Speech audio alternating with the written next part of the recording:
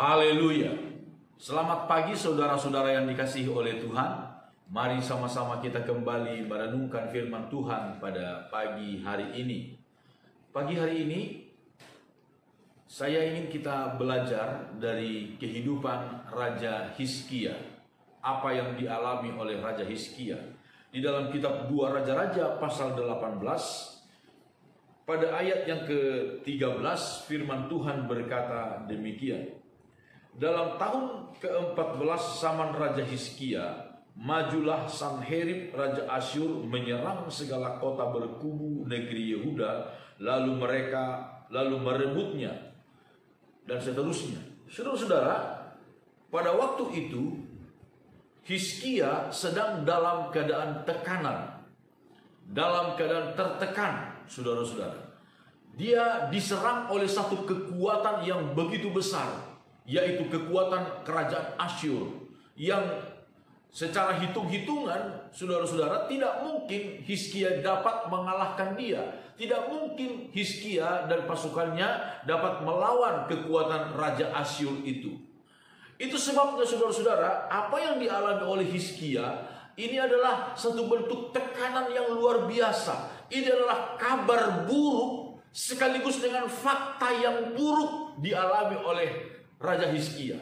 Saudara-saudara, dua hal ini tentunya kalau datang dalam kehidupan seseorang akan sangat membuat kita terpuruk. Kabar buruk sekaligus dengan fakta yang buruk. Raja Hizkia didatangi, diserang oleh satu kekuatan yang begitu besar yang tidak mungkin dapat dilawannya.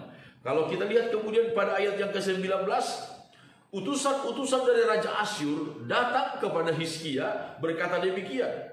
Lalu berkatalah juru minuman agung kepada mereka, baiklah katakan kepada Hizkia, beginilah kata Raja Agung, Raja Asyur, kepercayaan macam apakah yang kau pegang ini?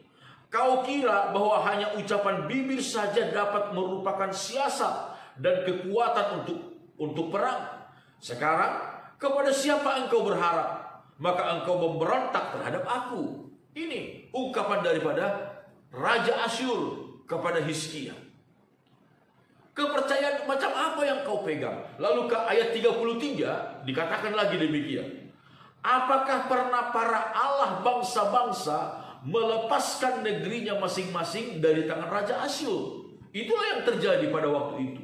Saudara-saudara, ini adalah sebuah kabar buruk sekaligus dengan sebuah fakta yang buruk. Dan memang pada masa itu tidak ada satu kerajaan yang dapat bertahan terhadap serangan dari Raja Asyur. Tidak ada.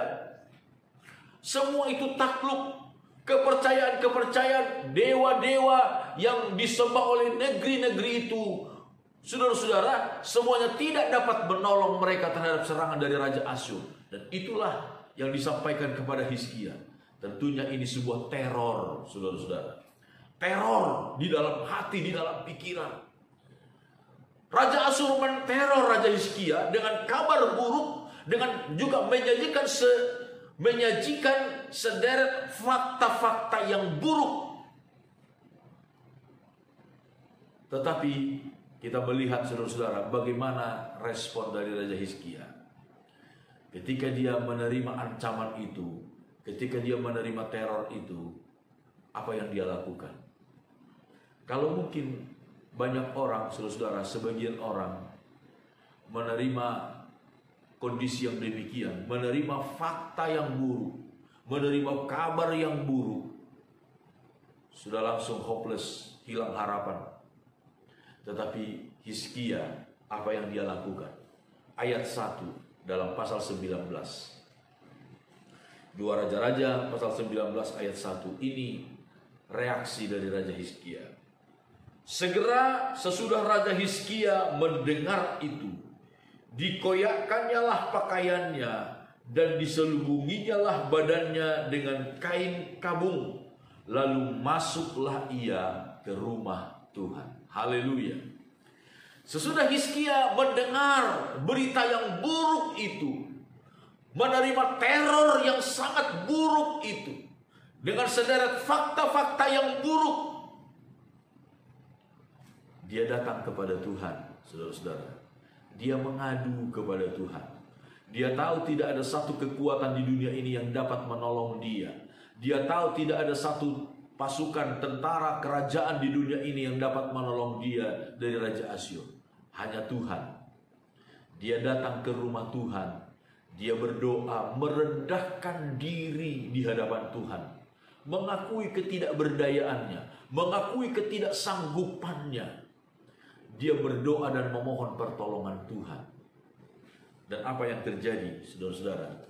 Bagaimana Tuhan menolong Raja Hizkia? Pada ayat 35. 2 Raja-Raja 19 ayat 35 dikatakan, maka pada malam itu keluarlah malaikat Tuhan, lalu dibunuhnyalah 185.000 orang di dalam perkemahan Asyur. Keesokan harinya pagi-pagi tampaklah semuanya bangkai orang-orang mati belaka. Sebab itu berangkatlah Sanherib Raja Asyur dan pulang, lalu tinggallah ia di Niniwe.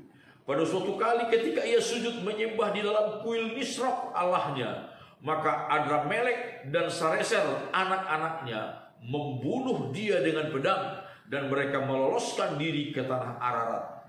Kemudian Esarhadon anaknya menjadi raja menggantikan dia. Saudara-saudara, kita melihat bagaimana pertolongan Tuhan kepada Hizkia. Ketika dia merendahkan diri di hadapan Tuhan, mendengar kabar yang buruk, melihat fakta-fakta yang buruk, dia datang kepada Tuhan. Dia menguatkan kepercayaannya kepada Tuhan, saudara-saudara. Di rumah Tuhan dia curahkan segala isi hatinya.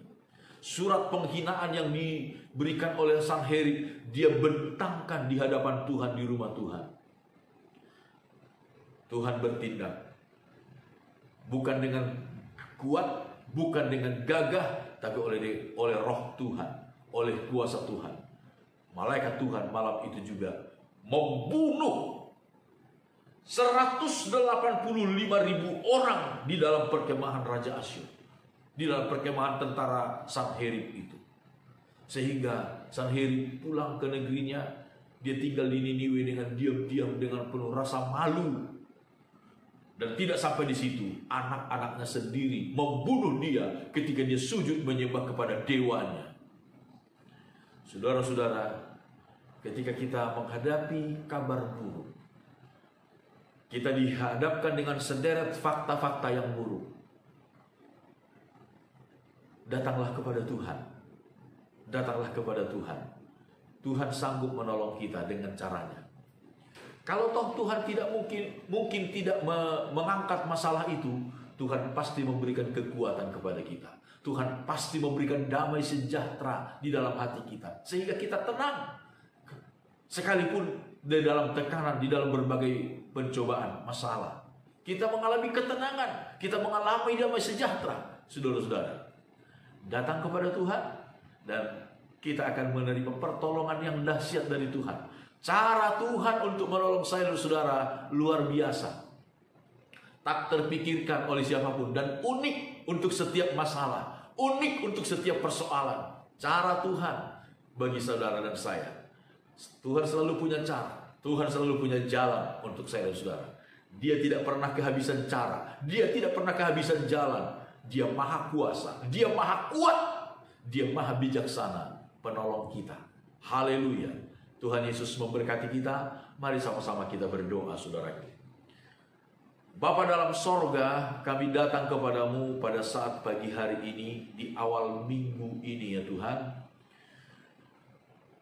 Kota kami, kota Jakarta dan Pulau Jawa, Bali masih dalam PPKM yang diperketat ya Tuhan, darurat. Kami datang kepadamu. Seringkali kami pun mengalami apa yang dialami oleh Raja Hizkia. Kami menerima kabar yang buruk. Kami mengalami, melihat, menyaksikan sederet fakta-fakta yang buruk yang membuat kami merasa tidak berdaya, Tuhan. Tidak ada yang dapat menolong kami pada hari-hari ini.